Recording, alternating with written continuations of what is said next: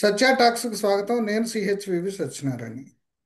ఇప్పుడు అమెరికాలో New York mayor పదవికి మమ్డాని ఎన్నిక కావటం అనేది పెద్ద సంచలనం సృష్టించింది. నిజానికి ఈ సంచలనం ఊహించిందే. ఇప్పుడు ఈ సంచలనం గురించి అమెరికా అధ్యక్షుడు ట్రంప్ చాలా కాలంగా ఆయన ఆ, ఆయన ఆందోళన చెందుతున్నారు. ఇప్పుడు ఆయన ఏ రకంగా ఏ స్థాయిలో విమర్శలు చేశాడంటే, ఇప్పుడు న్యూయార్క్లో కనుక మమ్దాని ఎన్నికైతే అక్కడ కమ్యూనిస్టుల రాజ్యం వస్తుంది.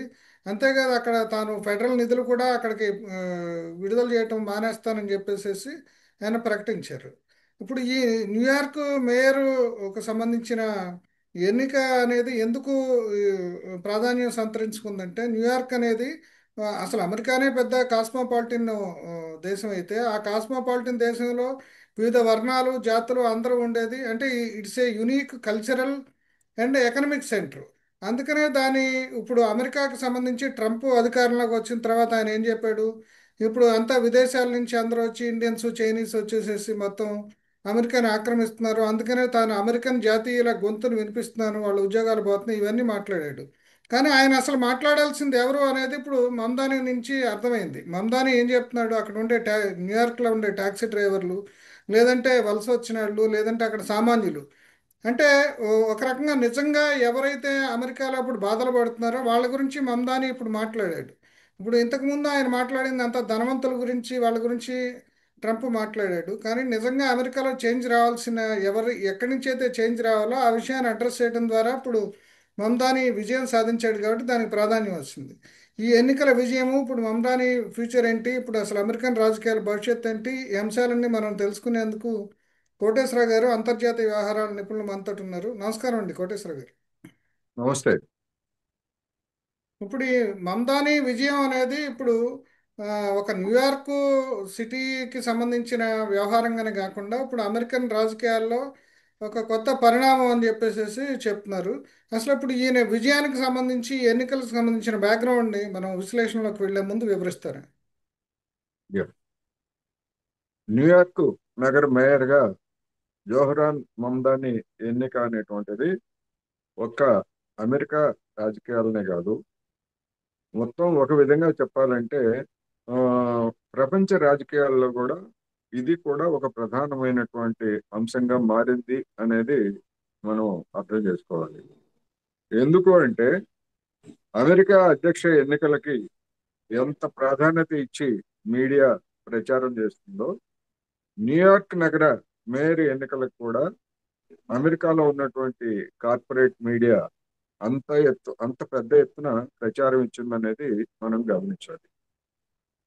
ఎంతగా అంటే చివరకు అధ్యక్షుడిగా ఉన్నటువంటి డొనాల్డ్ ట్రంప్ తన సొంత పార్టీ అభ్యర్థి కూడా రంగంలో ఉండగా, సరిగ్గా ఎన్నికలకు ముందు రోజు అంటే కొద్ది గంటల ముందు తన పార్టీ అభ్యర్థికి ఓటేయొద్దని, ఆ అభ్యర్థికి వేసేటువంటి ఓటు జోహరాన్ మమ్దానికి ఓటేసినట్టుగా అవుతుంది కనుక మీరు ఓటు వేయొద్దు, మొత్తంగా ఎవరు ఏమైనప్పటికీ మమ్దాని ఓడించాలి అనేటువంటి పిలుపు ఇచ్చాడు అంటే డొనాల్డ్ ట్రంప్. మరి ఇది అంతర్జాతీయమైనటువంటి వార్తగా ఏమవుతుంది? డొనాల్డ్ ట్రంప్ అంతర్జాతీయ నాయకుడు, అందులో ఎలాంటి సందేహం లేదు. మరి అలాంటి వ్యక్తి సొంత పార్టీ అభ్యర్థి కూడా రంగంలో ఉండగా సొంత పార్టీ అభ్యర్థికి ఓటేస్తే అది పరాయి పార్టీకి ఓటేసినట్టు అవుతుందని చెప్పేసి పిలిపించాడంటే, అంటే అక్కడ పోలరైజేషన్, మమ్దానీనా లేకపోతే ముస్లిమా లేకపోతే మరొకట అనేటువంటిది కాదు. ట్రంప్ విధానాలని వ్యతిరేకించేటువంటి ఒక వామపక్షవాది. మమ్దాని ఎక్కడ తాను కమ్యూనిస్ట్ అని ఎక్కడ చెప్పుకోలేదు, అదే. డెమోక్రటిక్ సోషలిస్ట్ ని అని చెప్పుకున్నాడు. ట్రంపే కాదు, అతను కరుడుగట్టిన కమ్యూనిస్ట్ అని పదే పదే జూన్ 24న అతను ఎప్పుడైతే డెమోక్రటిక్ పార్టీ అభ్యర్థిగా ఎన్నికయ్యాడో అప్పటి నుంచి ట్రంప్ ఒకటే పాట, అతను పక్కా కమ్యూనిస్టు, అతన్ని గనక గెలిపించేట్లయితే న్యూయార్క్ నగరం నాశనం అవుతుంది, నేను నిధులు ఇవ్వను, మిలిటరీని దించుతాను, ఇలాంటి అనేక విధాలుగా బెదిరించినప్పటికీ న్యూయార్క్ లో ఉన్నటువంటి ఓటర్లు తాపీగా డొనాల్డ్ ట్రంప్ కి చెప్పాల్సిన చోట బుద్ధి చెప్పారు, తగలాల్సిన చోట దెబ్బ తగిలింది అనేది మనం ఏ గమనించాలి. మమ్దాని ప్రత్యర్థి కూడా ఆయన మాజీ గవర్నర్ కుమావో, ఆయన కూడా తక్కువడేం కాదు. ఆయన వెనకమాల ఈ టెస్లా అధిపతి ఇట్లా ఇట్లాంటి వాళ్ళు చాలామంది పెద్ద పెద్ద ధనవంతులు వాళ్ళందరూ ఉన్నప్పుడు కూడా ఆయన ఎందుకని గెలవలేకపోయారు? ముఖ్యంగా న్యూయార్క్ అనేది పెద్ద ఫైనాన్షియల్ సెంటర్, పెద్ద బిజినెస్ సెంటర్ అయినప్పుడు కూడా ఎందుకని ఆయన గెలవలేకపోయాడు? న్యూయార్క్ నగరం అనేటువంటిది ప్రపంచ పెట్టుబడిదారులకి లేదా ప్రపంచ కార్పొరేట్లకి కుంభస్థలం లాంటిది. అలాంటి కుంభస్థలం లాంటి న్యూయార్క్ నగరంలో నేను సోషలిస్టును, నేను అభ్యుదయవాదిని, పేదల పక్షాన నిలుస్తాను, పేదల సంక్షేమమే నా ఎజెండా అని చెప్పుకొని బరిలో నిలిచినటువంటి మొట్టమొదటి అమెరికా చరిత్రలో, న్యూయార్క్ నగర చరిత్రలో మొట్టమొదటి వ్యక్తి 34 సంవత్సరాల జోహరాన్ మదాని.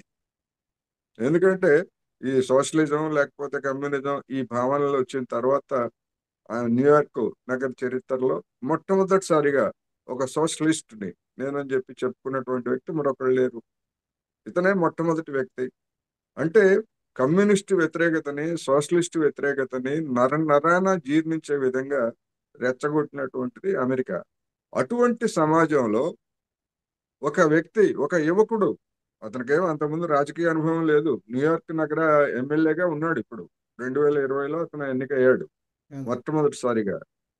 కానీ అటువంటి ఒక యువకుడు ఏ ధైర్యంతో ఎస్ నేను సోషలిస్ట్ని, డెమోక్రటిక్ సోషలిస్ట్ని అని అమెరికాలో చెప్పుకోగలిగిన స్థాయి ఎందుకు వచ్చిందంటే అది అమెరికా సమాజంలో వస్తున్నటువంటి మార్పు. కమ్యూనిజం వ్యతిరేకత, సోషలిజం వ్యతిరేకత అనేటువంటిది క్రమంగా అంతరించిపోతా ఉంది. ముఖ్యంగా యూత్ లో ముఖ్యంగా యూత్ లో ఈ ఎన్నికలకు అమెరికాలో ఉన్నటువంటి నిబంధనల ప్రకారం పోలింగ్ తేదీ మంగళవారం అయినప్పటికీ మంగళవారానికి ముందు కూడా బ్యాలెట్ బాక్సులను ఓపెన్ చేస్తారు వివిధ ప్రాంతాల్లో. ఆ బ్యాలెట్ బాక్సుల్లో 7,35,000 మంది ఓటు వేశారు. ఇప్పుడు మొత్తం 20 లక్షల మంది ఓటర్లు పాల్గొంటే అదే అందులో మూడో వంతు మంది ముందే మంగళవారానికి ఓటేసారు. ముందే ఓటు వేశారు. అదే ఆ వేసినటువంటి ఓటర్లలో 58% మంది మమదానికి ఓటు వేసినట్టుగా పోల్ సర్వేలు వెల్లడించాయి. వేయాల్సినటువంటి ఓటర్లు కూడా 45% మందికి అతను మద్దతుదారులుగా ఉన్నారనేటువంటిది న్యూస్ వచ్చాయి, సర్వేలు తేల్చాయి. అందువలన అతని విజయం నిజానికి మంగళవారానికి ముందే ఖరారైంది. ఆ అదే ముందే ఖరారైంది కనుకనే డొనాల్డ్ ట్రంప్ చివరి నిమిషంలో ఆ విధమైనటువంటి తన పార్టీ అభ్యర్థిని పక్కన పెట్టేసి మమ్దానిని వ్యతిరేకించే మాజీ గవర్నర్ కుమోకు ఓటు వేయాలని చెప్పేసి చెప్పే స్థాయికి ఎందుకు దిగజారాడంటే కారణం అదే. ట్రంప్ కు ముందే తెలిసిపోయింది. అదే అదే అంతమంది యూత్ అంతకు ముందస్తు ఓట్లు వేసినటువంటి వాళ్ళు 2020లో 21లో జరిగినటువంటి ఎన్నికల కంటే 4 రెట్లు ఎక్కువ మంది వచ్చి ఓటు వేశారు ముందుగానే.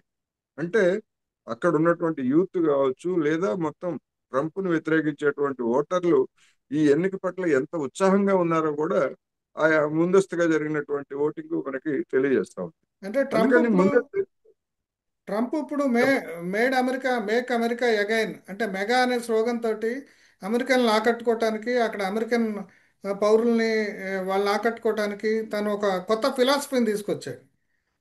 ఇప్పుడు ఈయన కూడా ఒక రకంగా చెప్పాలంటే న్యూయార్క్లో ఇప్పుడు ఆయన మేక్ అమెరికా అగైన్లో ఆయన ఎవరి కోసం మేక్ అమెరికా గ్రేట్ అగైన్ అని చెప్తున్నాడు అంటే అది సంపన్నుల కోసం, ఈ టెస్లా యజమానులు లేదంటే ఈ వీళ్ళందరి కోసం అనేది మనకు క్లియర్గా అర్థమవుతుంది. అంటే మళ్ళీ సంపన్న దేశం కావాలి అని చెప్పేసి పెట్టుబడిదారులకి ఇది.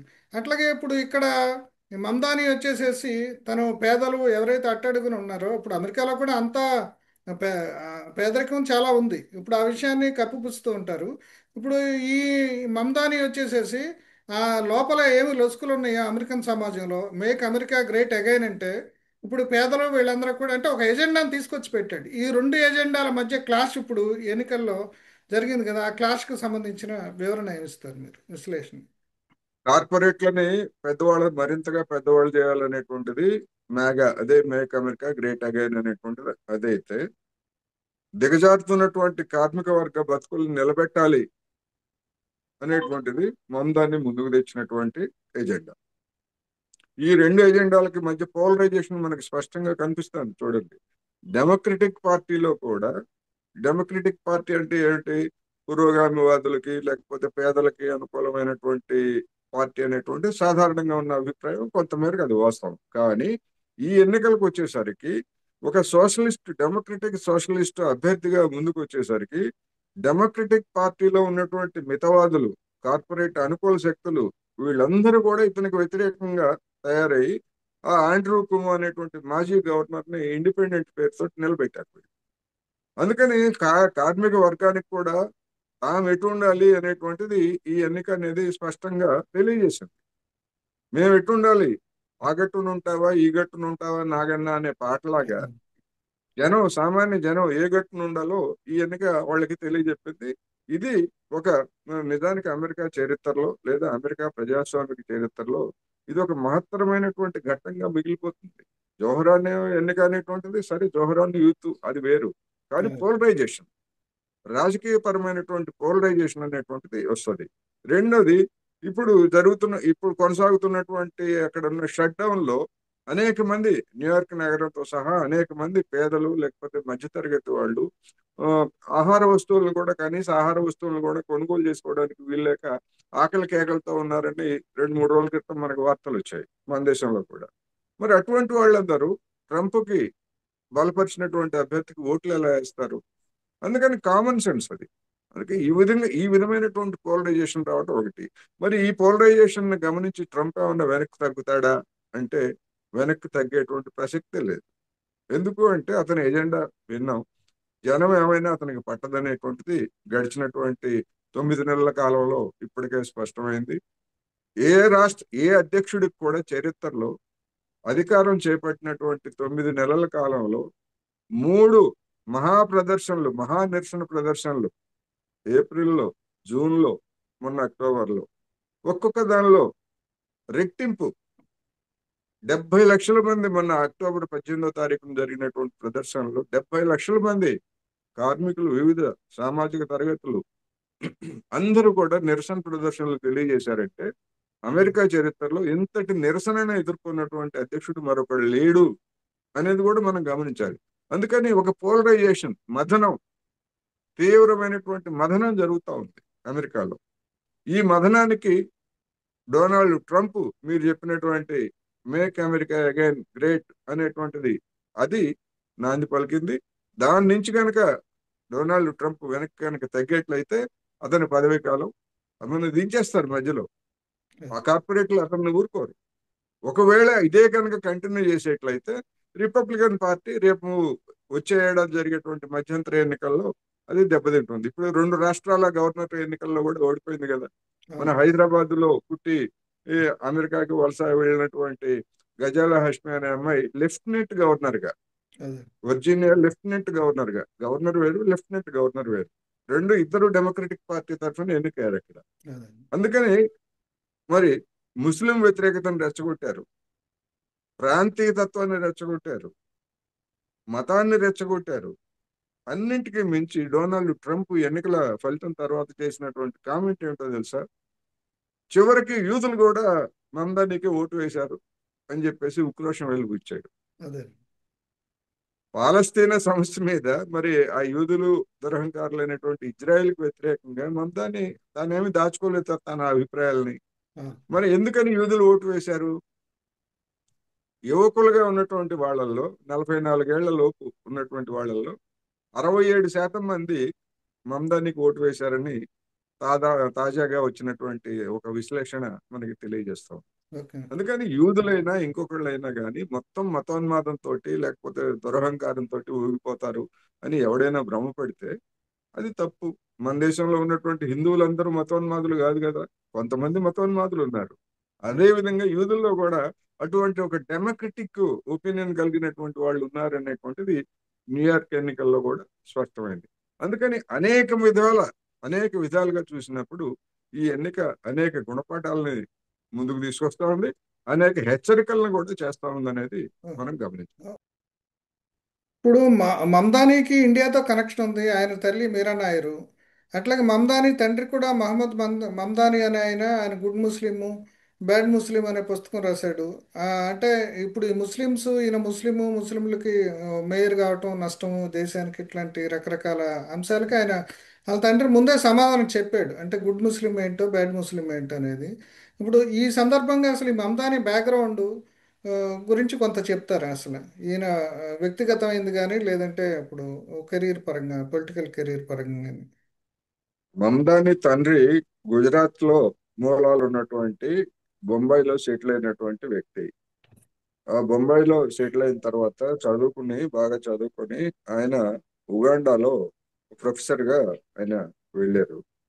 ఆ ఉగాండాలో ప్రొఫెసర్ గా వెళ్ళినటువంటి సమయంలో ప్రముఖ దర్శకురాలైనటువంటి మీరా నాయర్ అక్కడ సినిమా షూటింగ్ కు వెళ్ళినప్పుడు వాళ్ళిద్దరి మధ్య ఏర్పడినటువంటి పరిచయం అది వివాహానికి దారితీసింది. ఈ జోహ్రాన్ మమ్దాని కూడా అక్కడ ఉగాండాలోనే జన్మించాడు. ఉగాండాలో జన్మించిన తర్వాత దాదాపు ఏడు ఏడు సంవత్సరాల వయసులో అనుకుంటాను వాళ్ళు ఆ, అమెరికాకి వలస వచ్చారు. అమెరికాలో స్థిరపడ్డారు. అన్ని రకాలుగా పౌరసత్వం సహా అన్ని వాళ్ళకి అక్కడ వచ్చాయి. అందువలన ఆ విధంగా చూసినప్పుడు మీరా నాయర్ ఆమె హిందూ మతానికి చెందినటువంటి మహిళ. మరి జోహ్రాన్ మమ్దాని భారతీయ మూలాలు ఉన్నటువంటి ముస్లిం.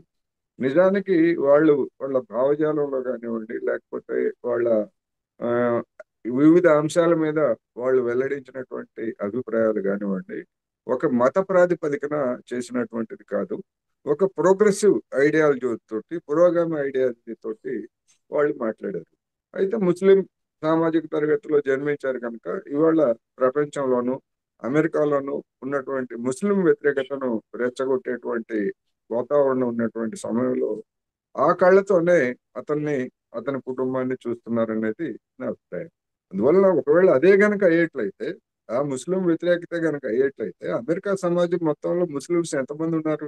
న్యూయార్క్ నగరంలో కావచ్చు, లేదా ఒక రాష్ట్ర గవర్నర్ గా లెఫ్టినెంట్ గవర్నర్ గా ఎన్నికైనటువంటి హైదరాబాద్ లో పుట్టిన అమ్మాయి అక్కడ. అందుకని ఆ విధంగా చూసుకున్నప్పుడు మొత్తం సమాజం అంతా కూడా అట్లా లేరు. మొత్తం కాషాయ కళ్ళద్దాలు పెట్టుకొని జనం అంతా కూడా ముస్లిం వ్యతిరేకత తోటి ప్రపంచంలో ఉన్న వాళ్ళందరూ కూడా అట్లా లేరు. అదే. అమెరికాలో కూడా అదే జరుగుతూ ఉంది. ఓకే. ఈవెన్ లండన్ మేయర్ కూడా మరి ఆసియా సంతకు చెందినటువంటి ముస్లిమే. అదే. లండన్, న్యూయార్క్ నగరాలు లాంటి చోట్లనే ఆ విధమైనటువంటి మెచ్యూరిటీ ఉన్నప్పుడు మన దేశంలో కావచ్చు, లేదా అనేక చోట్ల కావచ్చు, ముస్లిం వ్యతిరేకతను రెచ్చగొట్టడానికి ఏంటంటే ఓటు బ్యాంక్ రాజకీయాలు. సరే అండి. అయితే మరి ఇప్పుడు అవన్నీ కూడా డొనాల్డ్ డొనాల్డ్ ట్రంప్ కూడా ముస్లిం వ్యతిరేకతను రెచ్చగొట్టాడు. అయినా ఉమ్, కానీ బొక్కబొర్ల పడి ఆ, యూదులే గెలిపించారని చెప్పేసి ఏడవటం మొదలు పెట్టాడంటే పరిస్థితిని మనం ఎట్లా ఉందో అర్థం అంటే చేసుకోవచ్చు. Real cosmopolitan culture, cosmopolitan character అక్కడ కనపడింది న్యూయార్క్లో. అంటే అమెరికాలో ఉండేది అది రిఫ్లెక్ట్ అయిందని చెప్పుకోవాలి. అంటే కులాలకి, మతాలకి, వర్ణాలకి Yes. అతీతంగా జనం ఉన్నారు అనేది అమెరికన్ సమాజంలో కూడా ఎవరు ఎంత రెచ్చగొట్టినా అనేది అనిపిస్తుందండి. సరే అండి. ఈ ఒక్క విషయం. కాస్మోపాలిటన్ లక్షణమే కాదు, పేదలు ధనికులు అనేటువంటి ఆ తేడా కూడా అక్కడ రిఫ్లెక్ట్ అయింది. అందుకనే ఏ మతానికి చెందినటువంటి వాళ్ళందరూ ఇప్పుడు జోహ్రాన్ మందానికి ఓటేసినటువంటి వాళ్ళందరూ శ్వేత జాతి ఇతరులు కాదు కదా. అదే. శ్వేత జాతీయులు కూడా గణనీయమైనటువంటి ఇప్పుడు డెమోక్రటిక్ పార్టీలో వాళ్ళు కూడా 50% ఉన్నారు కదా శ్వేత అవును. జాతీయుల్లో. అవును. మరి ఆ ఓటంతా కూడా షిఫ్ట్ కాబట్టే కదా, ఇతనికి ఓటు వేయబట్టే కదా. అవును. అందుకని ఆ కళ్ళద్దాలతోటి మనం చూడక్కర్లా. అయితే అంతర్జాతీయ మీడియాలో మొట్టమొదటి ముస్లిము, సౌత్ ఆసియన్ ముస్లిము, ఈ విధమైనటువంటి హెడ్డింగ్స్ రావడంతో ఏంటంటే చూసేవాళ్ళకి కూడా మన ఆ కళ్ళతో మనం చూస్తున్నాం కనుక అట్లా కనిపిస్తుంది. ఓకే అండి. వాస్తవం అది, అందులో ఎవరు కాదంటలేదు. కానీ అలా చూసేట్లయితే మాత్రం సంకుచితమైనటువంటి దృష్టితో చూసినట్లు అవుతుంది అనేది ఈ సందర్భంగా నేను చెప్పగలను. అదే ఇప్పుడు ఆ, న్యూయార్క్ మేయర్గా ఆయన ఎలక్ట్ అయ్యే ముందు కొన్ని ఎన్నికల వాగ్దానాలు చేశారు. ఆ వాగ్దానాలు ఏంటి? వాటిని ఇప్పుడు అమలు జరపడానికి కావాల్సిన పరిస్థితులు ఉన్నాయి అప్పుడు న్యూయార్క్ నగరంలో. ఇప్పుడు మన దేశంలో ఉన్నటువంటి కార్పొరేషన్లు లేదా మున్సిపాలిటీల ఆర్థిక పరిస్థితితో పోల్చినప్పుడు అమెరికాలో ఉన్నటువంటి పరిస్థితులు లేదా అక్కడ ఉన్నటువంటి స్థానిక సంస్థలకు ఉన్నటువంటి అధికారాలు చాలా భిన్నమైనవి. మనకంటే చాలా ఎక్కువ అధికారాలు ఉన్నాయి. అక్కడ ఉన్నటువంటి స్థానిక సంస్థలు కూడా సంక్షేమ కార్యక్రమాలు, ఇక్కడ మన దేశంలో రాష్ట్రాలు లేదా కేంద్ర ప్రభుత్వమే సంక్షేమ కార్యక్రమాలను అమలు చేయడానికి అవసరమైనటువంటి నిధుల్ని కేటాయించగలిగినటువంటి స్థితిలో ఉంటాయి. స్థానిక సంస్థలు అనేటువంటివి వాటి బతకడానికి నడవడానికి తప్ప కానీ అమెరికాలో ఉన్నటువంటి ఈ మహానగరాల్లో ఉన్నటువంటి పరిస్థితిని చూసినప్పుడు, ఎందుకు అంటే మన దేశం యొక్క జీడిపి 4 లక్షల కోట్ల చిల్లర అయితే ఒక్క న్యూయార్క్ నగర్ జీడిపి $1,00,00,000. ఓకే. అంటే నాలుగు నగరాలు కలిపితే మన దేశం అదే. అంత పెద్ద ఆర్థిక వ్యవస్థ కలిగినటువంటి న్యూయార్క్ నగరం జీడిపిలో ఆ విధంగా చూసుకున్నప్పుడు, అందుకని ఆ నగరపాలక సంస్థకు ఉండేటువంటి నిధులు వాటితోటి ముఖ్యంగా ఆ, పేదల యొక్క పిల్లల సంరక్షణ అన్నిటికీ మించి గృహాల సమస్య, పేదలకు అందుబాటులో గృహాలు తీసుకొస్తానని చెప్పాడు. అదే విధంగా పేదలు కొనుగోలు చేయడానికి అవసరమైనటువంటి చౌక దుకాణాలని, వస్తువులు వాళ్ళకి అవసరమైనటువంటి నిత్యావసర వస్తువుల్ని సరసమైనటువంటి ధరలకు అమ్మించేటువంటి నిత్యావసర దుకాణాలని కార్పొరేషన్ తరఫునే ఏర్పాటు చేస్తామని, ఇలాంటి అనేకమైనటువంటి సంక్షేమ కార్యక్రమాలే ప్రధానమైనటువంటివి. ఎందుకంటే అంతకు మించి ఒక నగరపాలక సంస్థకు అధికారాలు ఉండవు. సంక్షేమ కార్యక్రమాలు ఈ ఇంకా ట్రంప్ విధమైనటువంటి కూడా వాటితోటి, అదే ట్రంప్ విధంగా కూడా ఇప్పుడు కనీస ఫెడరల్ నిధులు వేతనం. ఫెడరల్ నిధులు ఆపేస్తాము ఇప్పుడు ఈయన కనుక ఎన్నికైతాయని ప్రకటించాడు. ఇప్పుడు దానికేమో వీళ్ళు ఏంటంటే మేము పన్నులు కడతాం మానేస్తాము ఆయన అట్లా చేస్తే అని చెప్పారు. ఈ రెండు అసలు సాధ్యం అవుతాయి అంటారు. అది రెండు రెండు పూర్తిగా వాస్తవం కాదు. ఎందుకు అంటే డొనాల్డ్ ట్రంప్ కూడా మీడియాలో ఏమైనా వార్తలు వచ్చినప్పటికీ నేను కరెక్ట్ గా అలా చెప్పాడా లేకపోతే ఏమిటని జాగ్రత్తగా పరిశీలించి చూస్తే, అదే. తన విచక్షణ అధికారం మేరకు రాజ్యాంగబద్ధంగా ఇవ్వాల్సినటువంటి నిధుల్ని ఆపడానికి ట్రంప్ కాదు, ట్రంప్ జేజమ్మ తరం కూడా కాదు. ఎందుకంటే అదే. కోర్టులోనే వాళ్ళు వేస్తారు, ఆ నిధులు వస్తాయి. అదనపు నిధుల్ని అంటే విచక్షణగా ఇప్పుడు నరేంద్ర మోడీ గారు తన విచక్షణ అధికారంతో ఆంధ్ర రాష్ట్రానికో లేదా తెలంగాణకో గుజరాత్కో ఏమైనా కొన్ని ప్రత్యేకమైనటువంటి నిధులు ఇస్తున్నారు కదా. అలాంటి నిధుల్ని నేను ఇవ్వను అన్నాడు తప్ప, అసలు నిధులు ఇవ్వను అని చెప్పేసి అంటే అక్కడ ఉన్నటువంటి కోర్టులు న్యాయ వ్యవస్థలు అంగీకరించవు, అది జరిగేది కాదు. అదే విధంగా మేము పన్నులు కట్టము అంటే అది కూడా జరిగేది కాదు. పన్నులు కట్టి ఎక్కడికి వెళ్తారు? అదే. రెండోది, దాదాపు 1,00,000 మంది ధనవంతులు ఈ జోహరాన్ మందాన్ని కనుక గెలిచేట్లయితే 1,00,000 మంది ధనవంతులు మేము నగరం నుంచి వెళ్ళిపోతాము అని చెప్పేసి ప్రకటన చేశారని వార్తలు వచ్చాయి. ఎక్కడికి అదే. వెళ్తారు? ఇప్పుడు గెలిచాడు, వెళ్ళమనండి. అదే. అప్పుడు అది జరిగేటువంటిది కాదండి. అదే. కాకపోతే ఏంటంటే ధనికుల మీద పన్నులు ఎక్కువ వేస్తానని చెప్పాడు. అదే. ధనికుల మీద ఎక్కువ పన్నులు వేస్తానని చెప్పాడు. ఆ వచ్చినటువంటి పన్నులతోటి ఇంతకు ముందు నేను చెప్పినటువంటి సంక్షేమ కార్యక్రమాలన్నిటికీ వాటిని నేను ఖర్చు పెడతాను అన్నాడు. ఆ విధమైనటువంటి వెసులుబాటు అమెరికా నగరాలకి ఇప్పటికీ ఉన్నది. కానీ అటువంటి వెసులుబాటు మన నగరాలకి లేదు. ఆ విధమైనటువంటి అధికారాలు కూడా మనకి ఇక్కడ ఇవ్వలేదు. అందుకని అదే. ఆ రీత్యా అందుకనే ధనికులుగా ఉన్నటువంటి వాళ్ళు లేదా కార్పొరేట్లుగా ఉన్నటువంటి వాళ్ళు వీడొస్తే మన మీద పన్నులు వేస్తాడు, మన లాభాలు తగ్గిపోతాయి అనేటువంటి దాంతో మొత్తం ధనికులందరూ, ఎలన్ మస్క్ కూడా చివరి క్షణంలో ఎన్నికలకి కొద్ది గంటల ముందు అదే. ఎలన్ మస్క్ కూడా నేను కూడా మందానికి వ్యతిరేకంగా కుమ్మోను బలపరుస్తున్నానని చెప్పి ప్రకటన చేశాడు. అదే. ట్రంప్ ఎలన్ మస్క్ ఇద్దరు తన్నుకున్నారు, కానీ ఇద్దరు కలిసి ఒకే అభ్యర్థికి మద్దతు. అంటే ధనికులందరూ ఒకవైపు, ధనికులను వ్యతిరేకించేటువంటి వాళ్ళు మరొక వైపు చేరారనేది మనకి కనిపిస్తుంది. అదే. ఇప్పుడు ఈ మమ్దాని విక్టరీ స్పీచ్లో ఆయన నెహ్రూని he invoked the historic words of India's Jawaharlal Nehru about stepping from the old to the new symbolizing a new era for New York City అని చెప్పేసి ప్రస్తావించడాన్ని మీడియాలో కూడా బాగా హైలైట్ చేశారండి. అంటే ఒక చీకట్లో నుంచి అంటే ఒక న్యూయార్క్ నగరాన్నే కాదు, ఇప్పుడు అమెరికా రాజకీయాలు చీకట్లో ఉన్న అమెరికా రాజకీయాలని ఇప్పుడు వెలుగులోకి తీసుకురావటం అంటే అంత ఎమోషనల్గా ఆయన మాట్లాడాడు. నిజంగా అట్లాంటి పరిస్థితి ఉందంటారు ఇప్పుడు అమెరికా రాజకీయాల్లో. ఇటువంటి పరిస్థితి ఒక నగర మేయర్కి ఉంటుందని నేను అనుకోవట్లేదు. మొత్తంగా అయితే రాజకీయ పరిస్థితిని దృష్టిలో పెట్టుకుని ఆయన ఈ ఉపన్యాసం చేశాడని అనుకోవాలి. మొత్తంగా రాజకీయ పరిస్థితిని దృష్టిలో పెట్టుకున్నాడు. అంటే హోప్ అక్కడ ఉన్నటువంటి యూత్ లో ఉన్నటువంటి ఒక భావజాలానికి వాంఛ, అదే. ముఖ్యంగా అదే. వాంఛకి ఆ మాటలు నిదర్శనం. ఎందుకంటే ఇవాళ యూత్ అందరూ కూడా అక్కడ సోషలిజమా కమ్యూనిజమా ఇవన్నీ మాకు అనవసరం అండి, అది మంచిదైతే అది కావాలా, పెట్టుబడిదారీ విధానం విఫలమైంది, అందుకని సోషలిజం మంచిదైతే మేము సోషలిజానికి, వీఆర్ సోషలిస్ట్ అని చెప్పేసి మిలియన్ల మంది ఇవాళ యూత్ జనరేషన్ వాళ్ళందరూ కూడా సోషలిజానికి మద్దతు ఎందుకు ప్రకటిస్తున్నారు? వాళ్ళకి సోషలిజం కమ్యూనిజం అంటే పూర్తిగా తెలుసు కాదు. అదే. ఒక పక్కన ఉన్నటువంటి సోషలిస్ట్ చైనాలో అనేక విజయాలు సాధిస్తా ఉంది. ఆ సోషలిస్ట్ చైనాని దగ్గరకు తీసుకోవడానికి ఈ డొనాల్డ్ ట్రంప్ పడుతున్నటువంటి తిప్పలు, దానికి ఏ విధంగా లొంగిపోయి సలాం కొట్టారు, ఎట్టగట్ట మమ్మల్ని బతికించరా అని చెప్పేసి మాట్లాడుతున్నటువంటి తీరు, ఇవన్నీ చూసిన తర్వాత యూత్ లో ఓహో సోషలిజం బెటర్ కావాలా, పెట్టుబడిదారీ విధానం మనకేమిచ్చింది, ఇన్నేళ్ల పెట్టుబడిదారీ విధానం, అందుకని ఈ పెట్టుబడిదారీ విధానం ఫెయిల్ అయింది. ఇంతకు ముందు నినాదం ఏంటి, సోషలిజం ఫెయిల్ అయిందని జనానికి యూత్ కి చెప్పారు.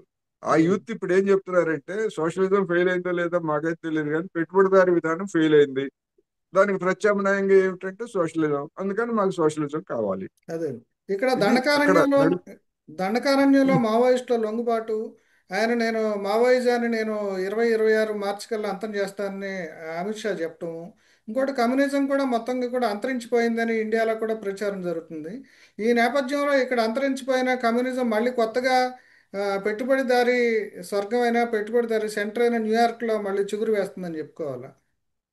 ఇప్పుడు నక్సలిజం అంతం కావడం అనేటువంటిది ఇవాళ కాదు, అది ఎప్పుడో దారి తప్పింది, ఎప్పుడో జనం నుంచి దూరం అయింది. అమిత్ షా ఏం చెప్పాడు ఏంటనేటువంటి ఇవాళ నక్సలైట్స్ అనేటువంటి వాళ్ళు భారత కమ్యూనిస్ట్ ఉద్యమంలో వాళ్ళు ప్రధానమైనటువంటి స్రవంతి కాదు. అందుకని వాళ్ళని అణచివేసినా లేకపోతే ఇంకోటి చేసినా వాళ్ళు ఉండి ఇప్పటి వరకు పొడిచింది ఏముంది, బహిరంగ అసలు బహిరంగ జన జీవితంలో లేరు, మొత్తంగా జనంతో కమ్యూనిస్ట్ సంబంధాలు. ఉద్యమాన్ని ఇప్పుడు మొత్తంగా కమ్యూనిస్ట్ ఉద్యమంలో ఇప్పుడు కమ్యూనిస్ట్ ఉద్య కమ్యూనిస్ట్ ఉద్యమాన్ని అమిత్ షా గారు కావచ్చు, లేదా ఆయన తాత కావచ్చు, లేదా భవిష్యత్తులో వచ్చేటువంటి ఆయన వారసులు కావచ్చు, ఎవరు కమ్యూనిస్ట్ ఉద్యమాన్ని అణచలేరు, అంతం చేయలేరు.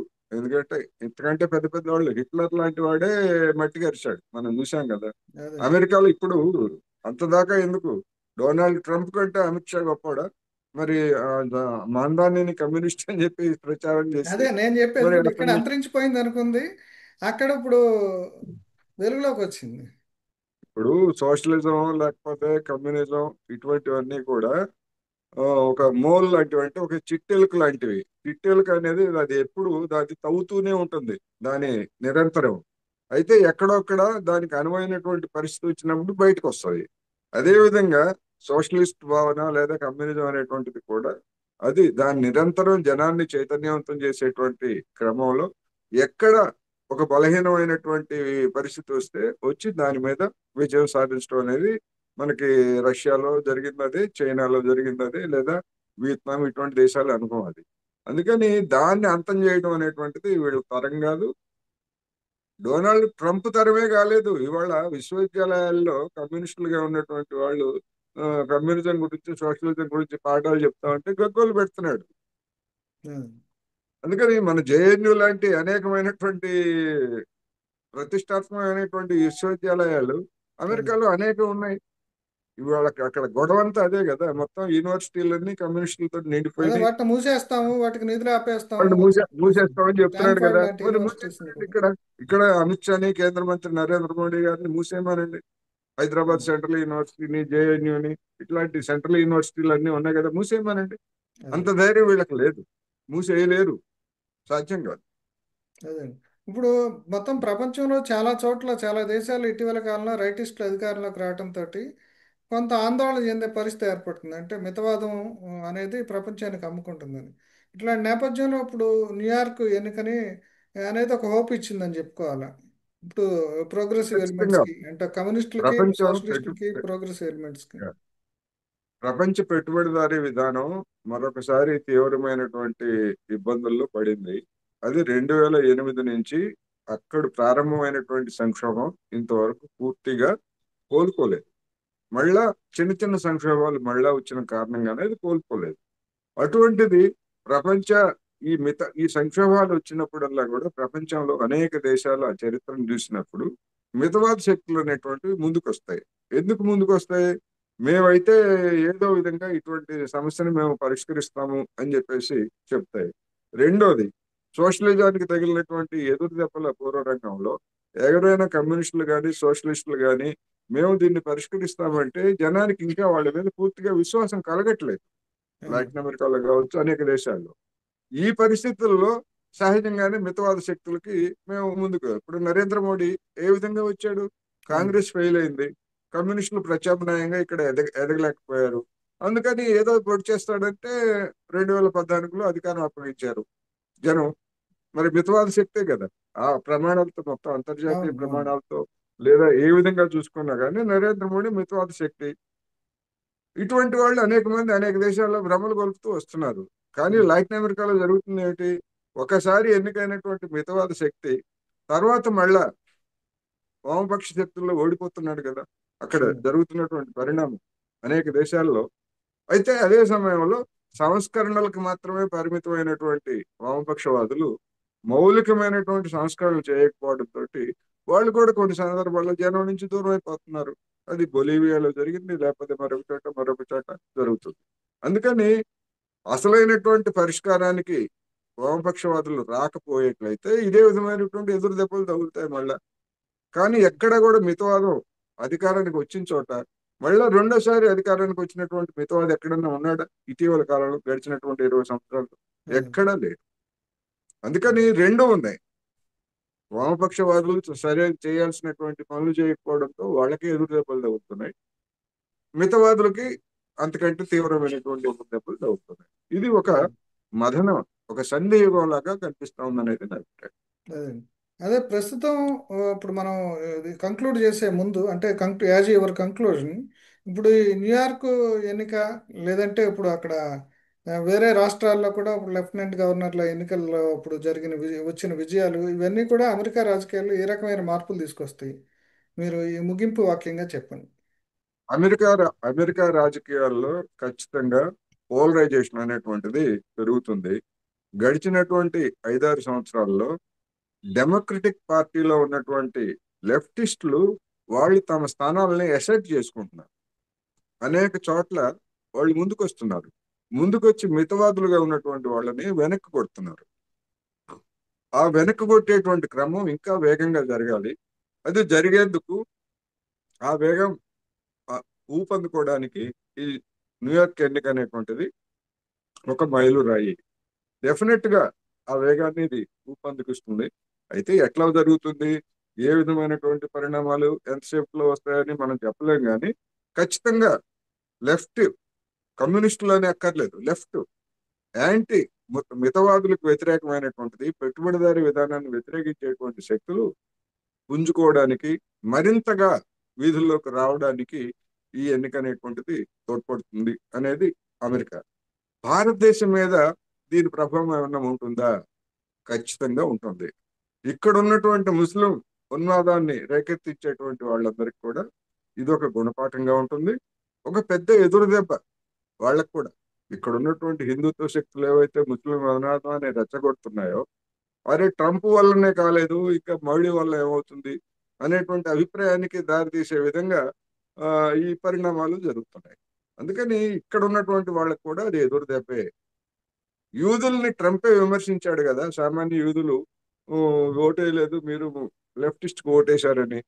అందుకని ఇవన్నీ కూడా భారత యువతలో కూడా ఆలోచనలు రేకెత్తిస్తాయి.